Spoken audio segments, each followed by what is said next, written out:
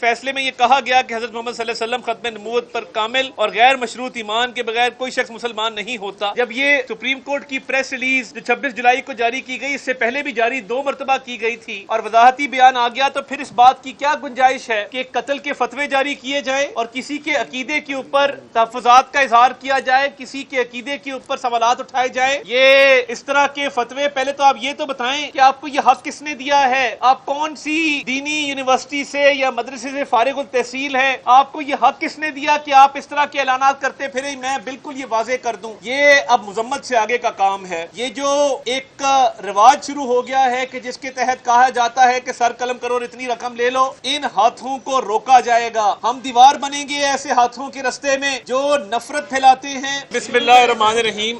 میں بڑا شکر گزار ہوں تمام مکاتب فکر سے تعلق رکھنے والے علماء اکرام کا، مولانا حضرات کا، علامہ صاحبان کا، جو آج یہاں پہ تشریف لائے ہیں، حنیف عباسی صاحب کا خصوصی طور پہ، اور یہ بہتر سمجھا گیا اور مناسب سمجھا گیا کہ جو کل سے منصف اعلیٰ چیف جسٹس آف پاکستان کے خلاف ایک مہم چلائی جا رہی ہے اور قتل کے فتوے جاری کیے جا رہے ہیں اور انعام کے طور پہ کہا جا رہا ہے کہ جتنی رقم ادا کی جائے گی جو سر قلم کر کے لائے گا، تو یہ کس نے آپ کو اختیار دے دیا کہ آپ سر قلم کرنے کے اعلانات کرتے پھریں؟ اور کیا آپ دین اسلام کو سمجھتے بھی ہیں کہ آپ اس طرح کے اعلانات جو ہیں سر عام آپ نے کرنے شروع کر دیے؟ ہم تمام لوگ جو یہاں موجود ہیں، ایک ایک فرد یہ سمجھتا ہے کہ عقیدہ ختم نبوت صلی اللہ علیہ وسلم کے بغیر دین نامکمل ہے، اور یہ سپریم کورٹ کی ایک پریس ریلیز جاری کی گئی جس کے اوپر واضح طور پہ یہ وضاحت کی گئی، اور میں یہ پڑھے دیتا ہوں، اور یہ اردو کے اندر انہوں نے جاری کی کہ عوام الناس اس کو آسانی سے سمجھ سکیں۔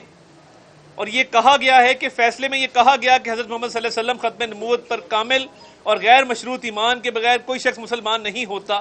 جب یہ سپریم کورٹ کی پریس ریلیز جو 26 جولائی کو جاری کی گئی، اس سے پہلے بھی جاری 2 مرتبہ کی گئی تھی اور وضاحتی بیان آ گیا، تو پھر اس بات کی کیا گنجائش ہے کہ قتل کے فتوے جاری کیے جائیں اور کسی کے عقیدے کے اوپر تحفظات کا اظہار کیا جائے، کسی کے عقیدے کے اوپر سوالات اٹھائے جائیں؟ یہ اس طرح کے فتوے، پہلے تو آپ یہ تو بتائیں کہ آپ کو یہ حق کس نے دیا ہے؟ آپ کون سی دینی یونیورسٹی سے یا مدرسے سے فارغ التحصیل ہے؟ آپ کو یہ حق کس نے دیا کہ آپ اس طرح کے اعلانات کرتے پھریں؟ میں بالکل یہ واضح کر دوں، یہ اب مذمت سے آگے کا کام ہے۔ یہ جو ایک رواج شروع ہو گیا ہے کہ جس کے تحت کہا جاتا ہے کہ سر قلم کرو اور اتنی رقم لے لو، ان ہاتھوں کو روکا جائے گا۔ ہم دیوار بنیں گے ایسے ہاتھوں کے رستے میں جو نفرت پھیلاتے ہیں، جو قتل کے فتوے جاری کرتے ہیں، جو کسی کے عقیدے کے اوپر شک و شبہات کا، تحفظات کا اظہار کرتے ہیں، اور یہ اس کے پیچھے بالکل کھلے سیاسی مقاصد ہیں۔ یہ جو کل ایک فتویٰ جاری کیا گیا، یہ سیاسی بنیادوں پر کیا گیا۔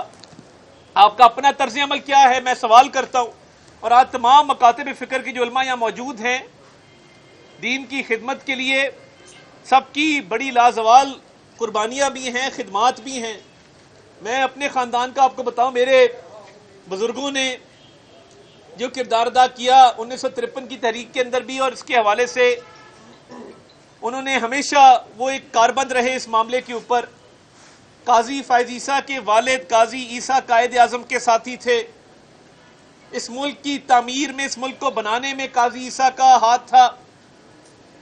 ان کے دادا جو نواب تھے اس وقت کے، انہوں نے اپنا کردار ادا کیا مسلمانوں کے لیے۔ وہ تو تب انگریز کے خلاف جنگ تھی، آپ کبھی اس کی بھی بات کریں، آپ ان خدمات کو بھی سراہیں کہ قاضی عیسیٰ اور قائد اعظم میں جو رفاقت تھی، جو قربت تھی، اور بلوچستان کا صوبہ جو پاکستان میں شامل ہوا پاکستان کے بننے میں، اس میں ان کا کیا کردار تھا۔ اور بغیر تحقیق کے، بغیر وضاحت کو دیکھے ہوئے، بغیر اس پریس ریلیز کو دیکھے ہوئے قانون کو اپنے ہاتھ میں لینا، یہاں پر اتفاق ہوا ہے کہ قانون کو کوئی اپنے ہاتھ میں نہیں لے سکتا۔ قانون جو ہے، قانون جو ہے وہ صرف اور صرف اس کا تحفظ کرنا یہ ریاست کی ذمہ داری ہے، قانون کو نافذ کرنا یہ صرف ریاست کی ذمہ داری ہے۔ تو یہ جو کیا گیا ہے اس پر ایف آئی آر بھی درج ہوئی ہے، اور اس کی ہمارے معاشرے کے اندر، ہمارے ملک کے اندر کوئی گنجائش نہیں ہے کہ آپ سیاسی مقاصد کے حصول کے لیے اس طرح کے احکامات صادر فرمائیں جس کا آپ کو حق ہی نہیں ہے۔ اور کیا دین اسلام کے صرف آپ ہی علم بردار ہیں؟ کیا آپ نے باقی سب کو دین اسلام سے خارج کر دیا ہے؟ کیا ہمارا حق نہیں ہے کہ ہم عقیدہ ختم نبوت صلی اللہ علیہ وسلم پر بات کریں، اسلام پر بات کریں؟ یہ صرف آپ کا ہی حق رہ گیا ہے؟ تو یہ جو کیا گیا ہے اس کی سخت ترین الفاظ میں مذمت ہے، اور قانون کسی کو ہاتھ میں لینے کی بالکل اجازت نہیں دی جائے گی۔ اس کے بارے میں کوئی کسی غلطی میں نہ رہے، اور قانون کو نافذ کرنا، قانون پر عمل درآمد کروانا یہ ریاست کی ذمہ داری ہوتی ہے۔ اور منصف اعلیٰ کے بارے میں جو اپنی وضاحت کر چکے ہوں، اس طرح کے کلمات ادا کرنا قانوناً بھی جرم ہے، اخلاقاً بھی جرم ہے، اور دینی طور پہ بھی اس کی بالکل اجازت نہیں دی جا سکتی۔ دیکھیے ایف آئی آر درج کی جا چکی ہے، دہشت گردی کی دفعات شامل کی جا چکی ہیں، اور ایف آئی آر ایک ہو اور مضبوط ہو تو اتنی کافی ہوتی ہے کسی ملزم کے لیے، مجرم کے لیے، تو وہ کافی ہوگی انشاءاللہ تعالیٰ۔ اور یہ دیکھیے یہ دہشت گردی کے مترادف ہے، اور اس کی قطعاً جو ہے وہ اجازت نہیں دی جا سکتی۔ اور میرے بھائی حنیف عباسی صاحب نے بات کی، دیکھیے یہ غزہ پہ کیوں نہیں بات کرتے؟ جب وزیر اعظم نے کہا کہ اسرائیل نے جنگی جرائم جو ہیں وہ اس کا ارتکاب کیا ہے، جب نسل کشی کی ہے، ہزاروں فلسطینیوں کو شہید کیا ہے، ابھی بھی خان یونس میں وہ آپریشن کر رہے ہیں، اور پاکستان نے 6 C-130 طیاروں کے ذریعے ہزاروں ٹن امداد بھجوائی، 3 بحری جہازوں کے ذریعے ہزاروں ٹن امداد بھجوائی۔ غزہ کا درد کسی کو محسوس نہیں ہوتا؟ چیف جسٹس پہ فتوے جاری کرنا آپ کو یاد ہے؟ اور میں یہ سمجھتا ہوں کہ غزہ کے اوپر واحد سیاسی جماعت ہے نون لیگ جس نے سب سے زیادہ جو ہے اس پر آواز اٹھائی ہے۔ وزیر اعظم نے بین الاقوامی فورمز پر بھی اور ہر جگہ پر یہ بات کی ہے کہ اسرائیل کو انصاف کے کٹہرے میں لایا جائے اور نسل کشی بند کروائی جائے جو شہادتیں ہو رہی ہیں نہتے اور جو مظلوم اور معصوم فلسطینیوں کی۔ دیکھیے بات یہ ہے کہ جو لوگ یہ دینی جماعتیں جو سیاست کو استعمال کرتی ہیں دین کے لیے اور دین کو استعمال کرتی ہیں سیاست کے لیے، اگر وہ خالصتاً اس ملک کی خدمت کے لیے اپنا کردار ادا کریں تو پھر احسن اقبال پہ کبھی اس ملک میں گولی نہ چلتی، آپا نثار فاطمہ کے بیٹے پہ اس ملک میں مذہب کے نام پہ گولی چل گئی، یہ بھی ایک لمحہ فکریہ ہے۔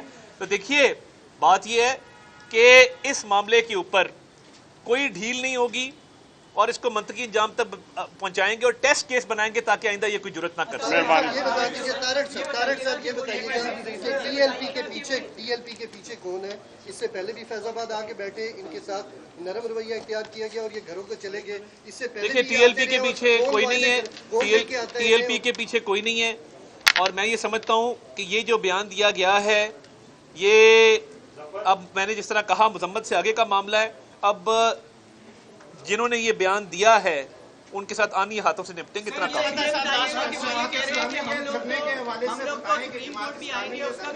اس کی قطن ریڈ زون میں کوئی انٹری کی اجازت نہیں ہے، اور بالکل قانون ہاتھ میں نہیں لینے دیا جائے گا۔ دیکھیے جماعت اسلامی والے ہمارے بھائی ہیں، بڑی عزت آبرو کے ساتھ کل مذاکرات ہوئے، آج انشاءاللہ تعالیٰ ٹیکنیکل کمیٹی دوپہر کے بعد ان کے ساتھ بیٹھے گی اور معاملات کو حل کرے گی۔